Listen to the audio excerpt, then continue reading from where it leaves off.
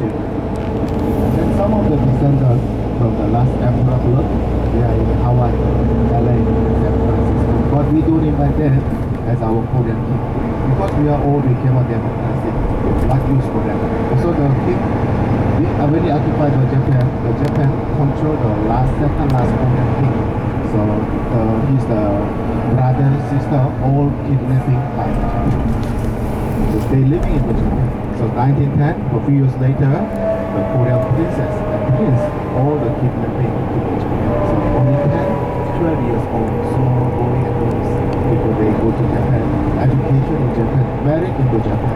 Also last Korean princess, the story is very sad. So she kidnapped only, she was 10 years old. The second last Korean king, he loved the last daughter, but only 10 years old, no power, Japan to the Japanese. So because they want to control the second last Korean king, how all their son and daughter take it to the Japan. And then she grew up in the Japan, she married to the Japanese. She doesn't want, no choice, they married. Then she has one daughter, but Japanese husband doesn't love her. By political way, they married because of the Japan also have a king. So one of the prince married one of the Japanese princess. She has a very high ranking. She can be the next crown or something in the Japan. But Japan doesn't want for the children from the Korean prince and Japanese prince. But luckily, they have two sons. One son they lost when he was just baby. The second son alive. Then he married 2 times, no children. So that's why no blood from the last Korean. That's why we don't no reason to invite or like way to invite. Because when they occupied by Japan, Japanese royal family, they immigration to the Hawaii. Not the luxury one. They go to the Hawaii, working on the sugar. Because nothing they have before, everything, the land, everything belongs to the king. But when he occupied by Japan, all the new cultural things coming together in Korea. So the people very confused.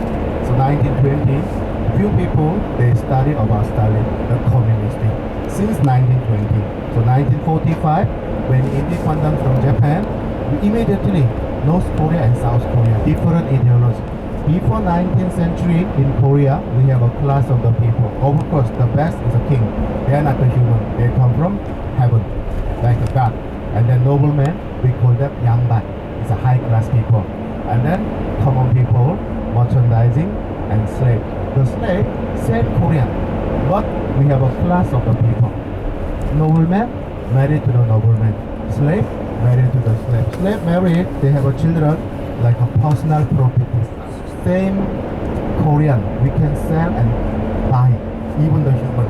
Also the last, I make a joke, 20% of population is Kim, 25% is a Park and D. Why? So the end of the 18th century, the third class, the businessmen, they make money, but they don't have the owner. Also they don't have the family name. Because the slave married, they were born in June, we call it June.